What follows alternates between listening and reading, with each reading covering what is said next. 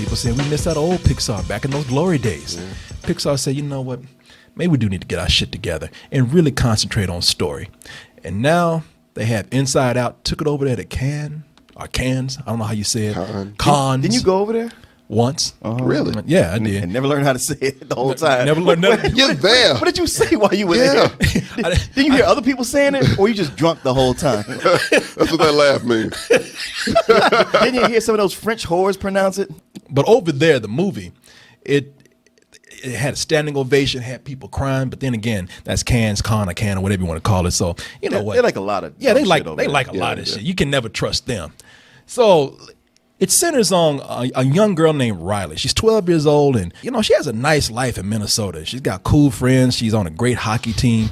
But then she suddenly has to make this move to San Diego because her dad needs to go there for work. That wasn't San Francisco? I'm sorry, was it San Francisco? Yeah. Yes, you're right. With the steep hills. Yes, Martin. Yes, that was a So test. she's complaining about moving from Minnesota to San Francisco. It's one of the things that doesn't work, honestly. Yeah. It really like if it was is. Montana, okay, I understand that. Like even in but the movie, you live in Minnesota. they try to make San Francisco look shittier than Minnesota. It's like no, no fucking way. no way. Backwoods country fuck ass girl. I miss Minnesota, but her father has to go to San Francisco for work, and she's I got to move away from my friends. I'm leaving the hockey team, and it just causes this sudden surge of conflicting emotions in our head, which we get to be privy to in the form of these personified emotions.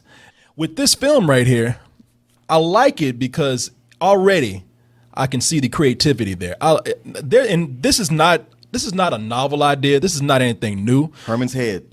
From the 90s. Yeah, that TV show. And didn't Eddie Murphy make that movie, Dave? Yeah, he made Dave. Yeah. We've seen even things that were kind of close to that, like Osmosis Jones. But, I mean, this right here, in the hands of somebody who's really into storytelling, such as the director Pete Docter, you can get some very imaginative things going on. And it's probably not different from those things that we were talking about. For example, all the emotions here in her head, it's just like any other day at work. Everybody has their place, everybody has their job, and everybody has that really annoying, over energetic, over enthusiastic, over optimistic supervisor. Played here by Amy Poehler in the form of Joy. Disgust. Make sure Riley stands out today, but also blends in. When I'm through, Riley will look so good, the other kids will look at their own outfits and barf. Joy. Yes, Joy? You'll be in charge of the console, keeping Riley happy all day long. And may I add, I love your dress. It's adorable. Oh, this old thing? Thank you so much. God damn, girl. You ain't got to be that joyful. That is her job. She's good at it. I know. It's like somebody did a couple lines before work this morning. But you would think that, like, of all the emotions, Joy would be the one that you'd most want to spend time with. At the point you like, God damn, sit down somewhere and be quiet. Sit your ass down. Now I know why girls are so crazy, because you got a fucking cokehead in your mind every day going nuts. Train of thought, right on schedule. Anger, unload the daydreams. Bitch, you do it. Leave me fuck alone. It's anger, don't you think he was saying? Who the fuck I look like to you, you slave? I know that she has a little bit of authority with anger. Like, they've been through some shit. Like, Got to. He wasn't playing that shit. Like, yo, bitch, why are you so joyful all the time? Got to. Sit your ass down. If you don't be forceful with anger, you know you're going to tell you, do it your fucking self. Yeah, go fuck yourself. Yeah, go fuck yourself. Oh, Sadness.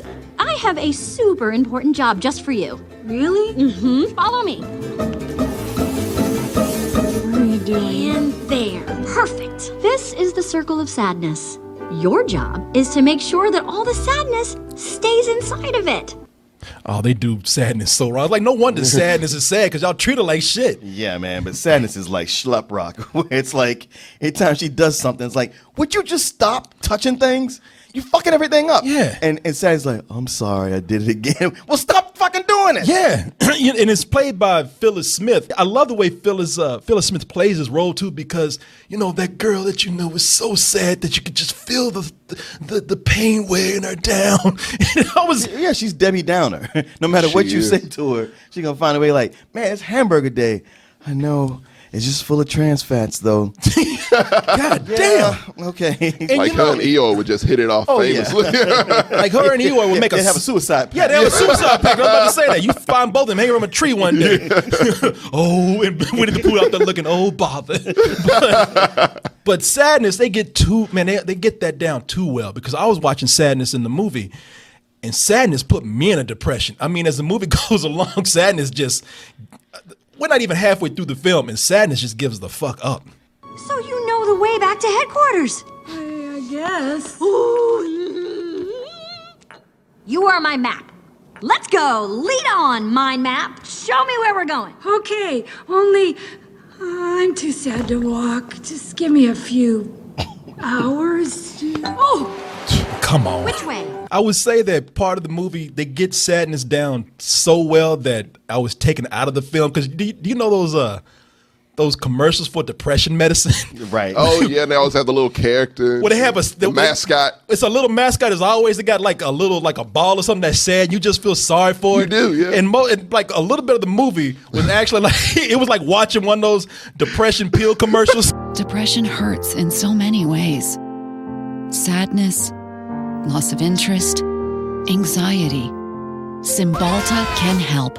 You know, in the commercial where they try to show you how well the medicine works. Everybody like, yeah, I'm so fucking happy. And then do a freeze frame with a long list of side effects. Yeah, like right there, you be like diarrhea, vomiting, you know. Might cause death.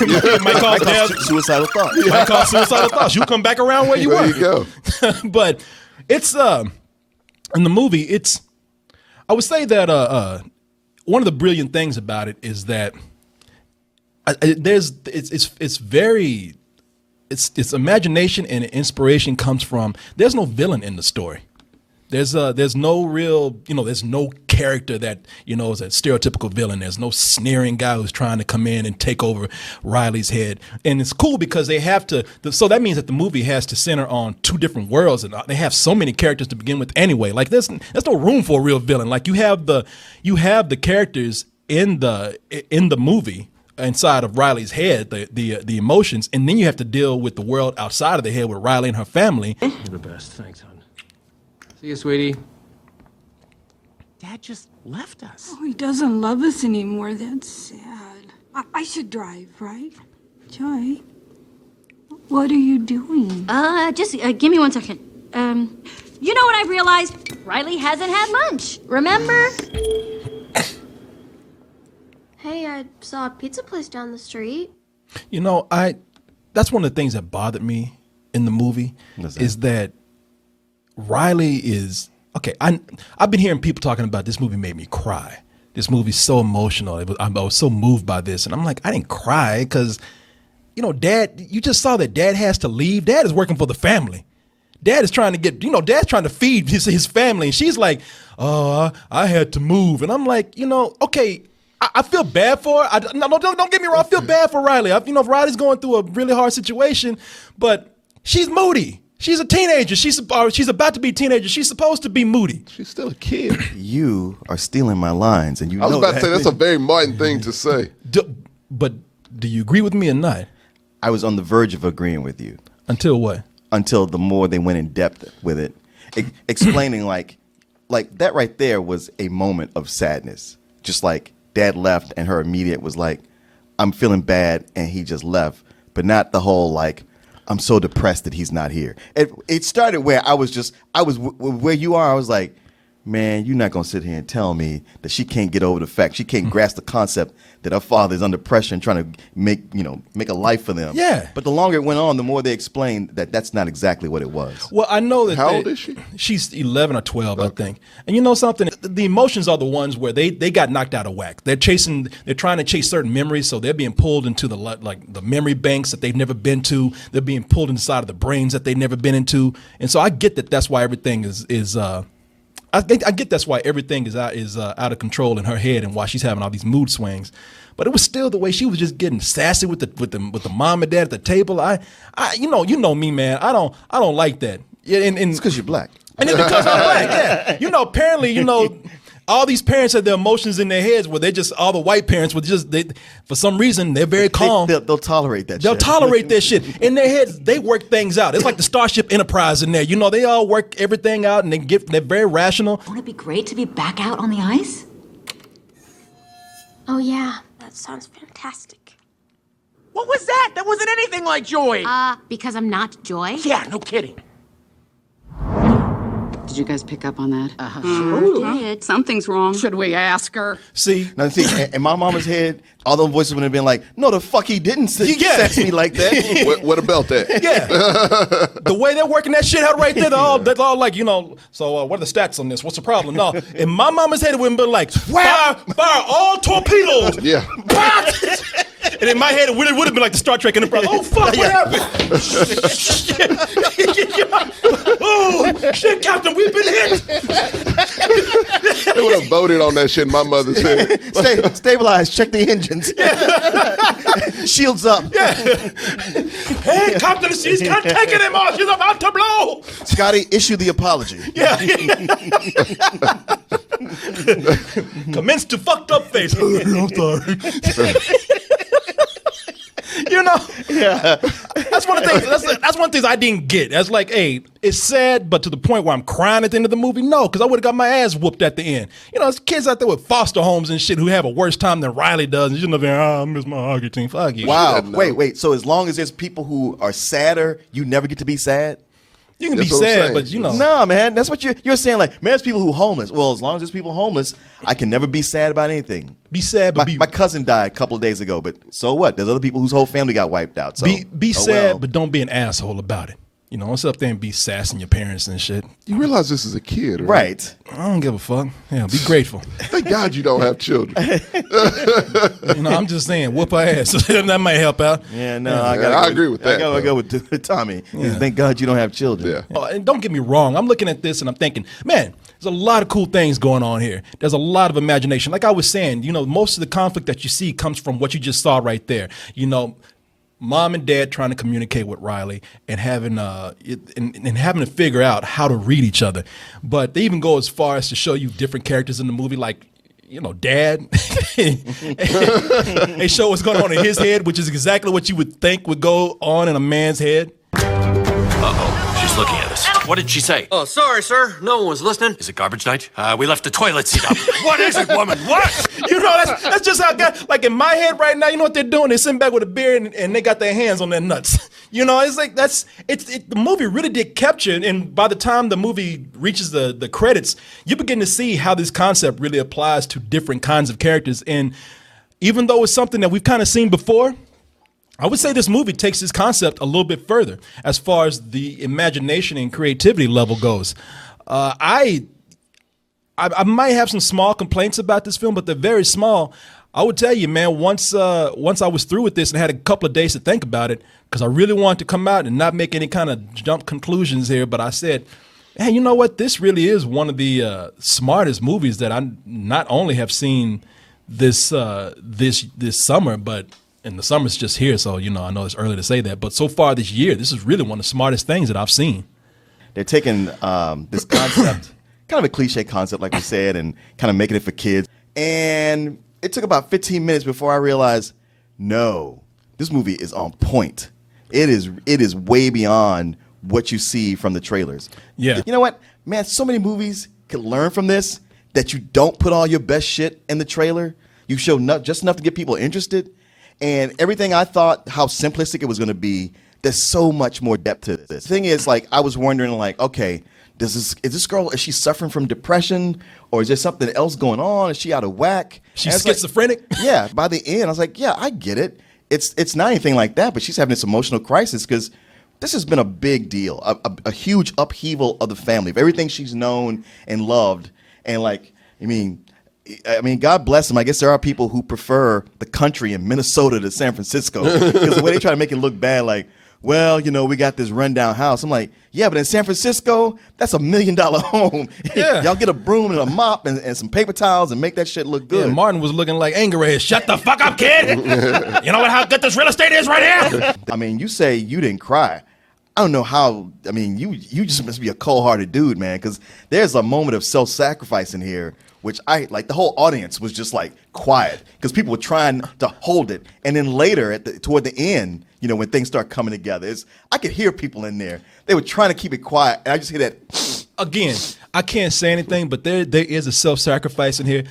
Again, that doesn't have anything to do with Riley. In fact, it made me more mad at Riley.